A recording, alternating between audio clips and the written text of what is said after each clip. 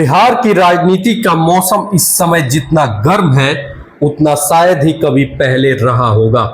और इस गर्मी के पीछे वजह है प्रशांत किशोर बनाम अशोक चौधरी। आरोप है कि नीतीश कुमार के सबसे करीबी मंत्री ने सिर्फ 2 साल में 200 करोड़ की बेनामी संपत्ति खड़ी कर ली। आरोप है कि बेटी, दामाद और ससुराल वाले तक करोड़ों की जमीनों के मालिक बन बैठे।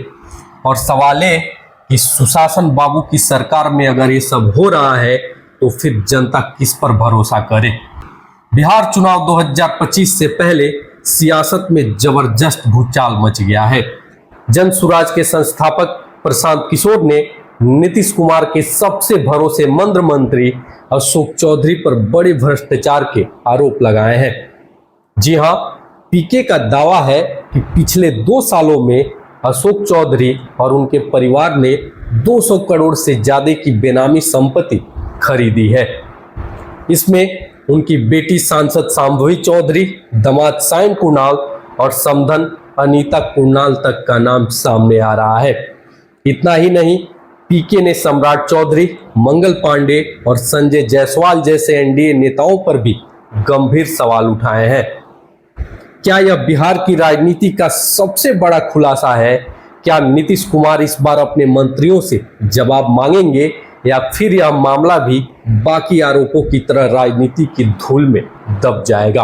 इन सभी मुद्दों पर चर्चा करेंगे। पूरी रिपोर्ट देखिए इस वीडियो में, जहां हम आपको पूरी कहानी बेबाक अंदाज में सुनाने वाले हैं। नमस्कार दोस्तों, स्वागत है आप सभी का राष्ट्र की रौनक चैनल पर। बिहार की राजनीति में इन दिनों जो कुछ भी हो रहा है वो किसी फिल्मी कहानी से कम नहीं है। प्रशांत किशोर, जिन्हें हम सब पीके के नाम से जानते हैं, बिहार की सियासत में एक ऐसा भूचाल ला दिया है जिसकी गूंज दूर दूर तक सुनाई दे रही है। जी हां, उनकी जन सुराज यात्रा अब सिर्फ एक पदयात्रा नहीं बल्कि भ्रष्टाचार के खिलाफ एक जंग में तब्दील होती दिख रही है। पिछले कुछ दिनों से प्रशांत किशोर लगातार बिहार के बड़े बड़े नेताओं पर एक के बाद एक आरोप लगा रहे हैं। पहले उन्होंने बीजेपी के कुछ दिग्गज नेताओं को निशाने पर लिया और अब उनका तीसरा वार सीधे मुख्यमंत्री नीतीश कुमार के सबसे करीबी और ताकतवर मंत्री अशोक चौधरी पर हुआ है। पीके ने आरोप लगाया है कि पिछले 2 साल में अशोक चौधरी और उनके परिवार ने 200 करोड़ रुपए की बेनामी संपत्ति जुटाई है। पीके ने एक प्रेस कॉन्फ्रेंस में बकायदा कागजात दिखाते हुए कई गंभीर दावे किए। उन्होंने कहा कि मंत्री की सांसद बेटी शांभवी चौधरी की सगाई और शादी के बीच पटना में 38 करोड़ रुपए से ज्यादा की 5 जमीनें खरीदी गईं। ये जमीनें अशोक चौधरी की पत्नी, दामाद सायन कुणाल और समधन अनीता कुणाल के नाम पर दर्ज है। सबसे चौंकाने वाली बात यह है कि इनमें से कई जमीनें मानव वैभव विकास ट्रस्ट के नाम पर खरीदी गई हैं। पीके ने सवाल उठाया कि जिस ट्रस्ट की वित्तीय क्षमता पहले इतनी नहीं थी, उसने अचानक करोड़ों की जमीनें कैसे खरीद ली। पीके ने एक और सनसनीखेज आरोप लगाया। उन्होंने कहा कि यह बेनामी संपत्ति का एक क्लासिक उदाहरण है। उन्होंने एक जमीन के सौदे का जिक्र किया जिसमें अशोक चौधरी के पूर्व पीए योगेंद्र दत्त के नाम पर 34 लाख रुपए की जमीन खरीदी गई। 2 साल बाद वही जमीन महज 34 लाख रुपए में शांभवी चौधरी के नाम पर ट्रांसफर कर दी गई, जबकि पीए को सिर्फ 10 लाख ही रुपए दिए गए। बाकी 24 लाख रुपए का भुगतान आयकर विभाग के नोटिस के बाद यानी 4 साल बाद अप्रैल 2025 में किया गया। पीके ने इस लेन देन को बेनामी संपत्ति का सीधा साधा उदाहरण बताया। याद रहे, कुछ महीने पहले भी पीके ने अशोक चौधरी पर आरोप लगाया था कि उन्होंने अपनी बेटी के लिए लोकसभा का टिकट पैसे देकर खरीदा था। तब अशोक चौधरी ने पीके पर मनहानि का मुकदमा भी किया था। यानी अब सवाल सिर्फ विपक्ष का नहीं, सवाल घर के भीतर से उठ रहा है। यही कारण है कि इस पूरे विवाद ने नीतीश सरकार की छवि पर सीधा असर डाल दिया है। लेकिन इस बार मामला उल्टा हो गया है। सबसे दिलचस्प बात यह है कि अशोक चौधरी पर लगे इन आरोपों के बाद उनकी अपनी पार्टी जदयू में भी हलचल मच गई है। जी हां, पार्टी के मुख्य प्रवक्ता और एमएलसी नीरज कुमार ने खुद अशोक चौधरी से इन आरोपों पर सफाई मांगी है। उन्होंने साफ कहा, अगर आरोप झूठे हैं तो एक एक पॉइंट का जवाब दीजिए। नीतीश कुमार की सरकार हमेशा सुशासन के लिए जानी जाती है और ऐसे में किसी मंत्री पर इस तरह के आरोप लगाना सरकार की छवि को नुकसान पहुंचाता है। नीरज कुमार का यह बयान साफ इशारा कर रहा है कि पार्टी के अंदर भी अशोक चौधरी को लेकर बेचैनी बढ़ रही है। क्या यह पार्टी का क्लीन इमेज बनाए रखने का दबाव है या फिर यह अशोक चौधरी के खिलाफ अंदरूनी विरोध की शुरुआत? प्रशांत किशोर ने अशोक चौधरी पर तंज कसते हुए कहा कि चौधरी खुद को महादेव का भक्त बताते हैं, लेकिन असल में वे लक्ष्मी के भक्त हैं। जी हाँ, उन्होंने कहा कि अशोक चौधरी को इन आरोपों पर चुप्पी तोड़नी चाहिए और बताना चाहिए कि करोड़ों की संपत्ति जुटाने के लिए पैसा आखिर कहां से आया।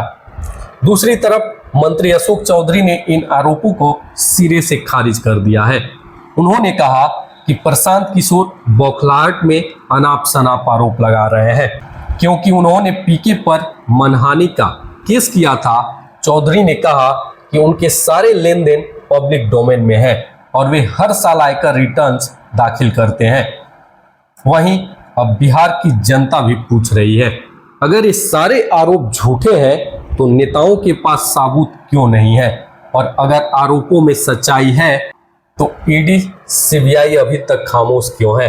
ये वही सवाल है जो हर आम नागरिक के दिल में उठता है, क्योंकि हर चुनाव से पहले भ्रष्टाचार के पहाड़ जैसे खुलासे होते हैं और चुनाव खत्म होते ही सब कुछ फाइलों में दबा दिया जाता है। क्या लोकतंत्र का मतलब सिर्फ बयानबाजी रह गया है?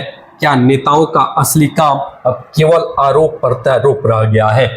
बिहार की राजनीति का टर्निंग पॉइंट था 1990 का दशक।